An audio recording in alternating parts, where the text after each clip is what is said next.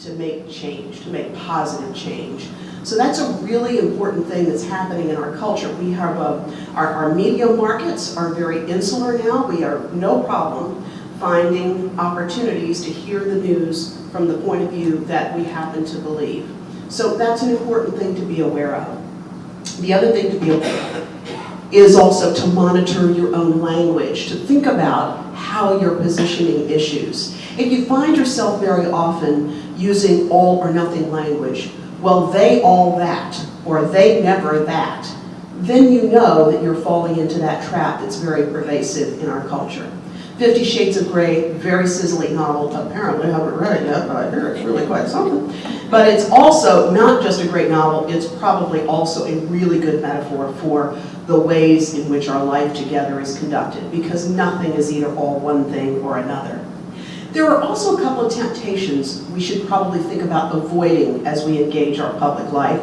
And some of these came to the fore in a recent controversy in the city of Norfolk. How many of you are familiar with the area called Stockley Gardens? Okay, great. Stockley Gardens is a community in Norfolk. It's a green space. It's a lovely little park. There are people who live around the park. People come to the park. It's the site of 2 art festivals a year. So it's a pretty well-known place. The controversy occurred because there was a growing amount of crime in the Stockley Garden area. And the city, without conversation, decided that it would remove the park benches from Stockley Gardens in an effort to keep people from congregating there. So they made this action, they took the park benches out. A lot of people were unhappy. Other people said, it's been kind of criminal around here in recent days, I'm kind of happy about it. What happened is a tremendously energetic community conversation around this. There were 2 things that were notable to me just as an observer of these conversations. One is the temptation of people to believe that because they had not had an experience, that someone else had not had it either.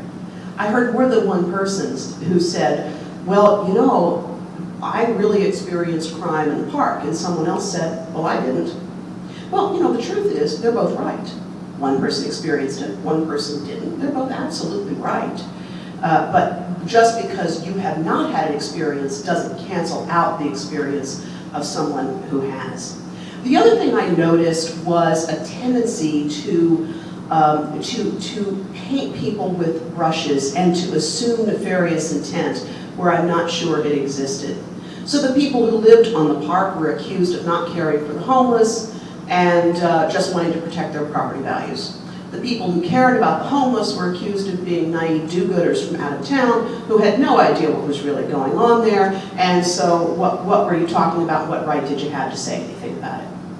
These are both polar opposite reactions.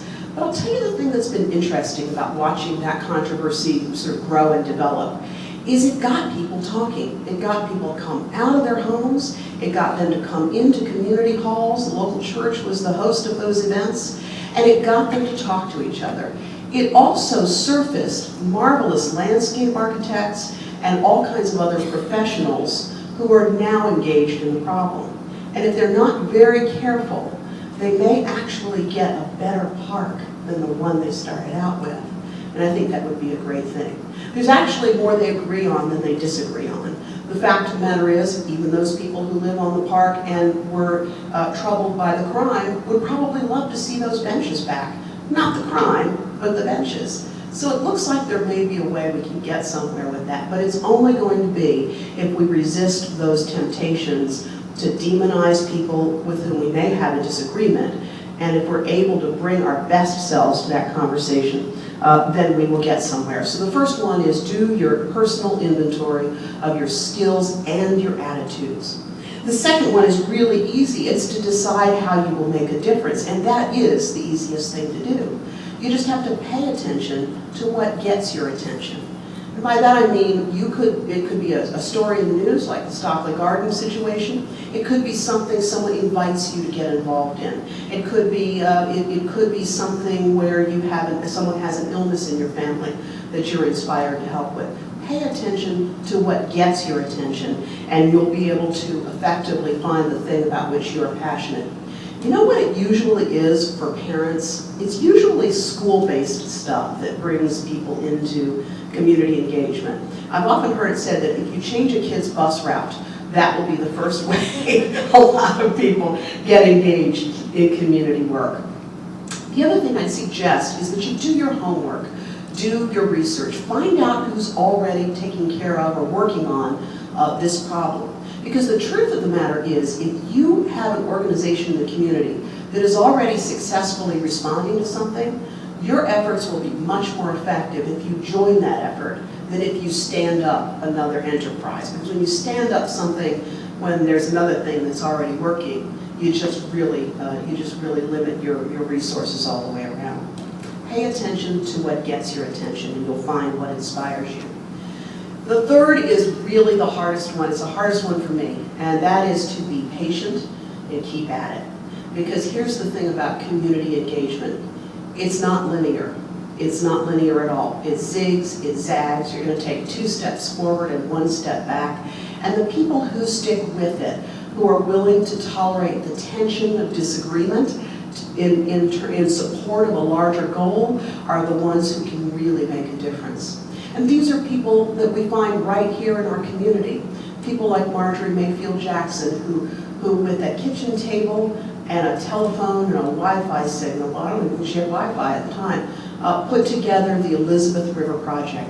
What an amazing organization that is. She got concerned about the health of the Elizabeth River, and today, River Star designation from that organization is a sought-after designation for homeowners and for companies. They're also now cleaning up the Lafayette River, and I think they have 7 or 8 employees now. Consider the citizens for a Fort Monroe National Park. This was a group of citizens from all over the area who decided they weren't 100% thrilled with the city of Hampton's plans for Fort Monroe after the Army turned it over to the state in the BRAC process. So they got together, they brought a lot of folks into the conversation. They discovered that people beyond Hampton cared about this, and that was a real turning point for them. And 3 years later, they were standing in the Oval Office when President Obama declared Fort Monroe a national monument. It was an extraordinary moment. I think about people like Walter Siegeloff, a Newport newsman who was driving through the Northeast neighborhood and found a young man on the ground being handcuffed by police. And instead of just driving through this poor neighborhood and moving on with his life, he decided he wanted to start an after-school program for these kids. That has grown into a thing called an Achievable Dream Academy, which is a 12-year school that just graduated its 2nd full graduating class. It's an extraordinary national model for effective engagement in communities with low socioeconomics and violence, and it's working. And these are 3 people right here in Hampton Roads. Isn't that amazing? Well, the truth about leadership is that it is a constantly evolving circumstance, and it constantly needs to be replenished. Walter Siegeloff died about a month or so ago. And just yesterday, I attended a funeral for a Hampton man who had meant a great deal to his community.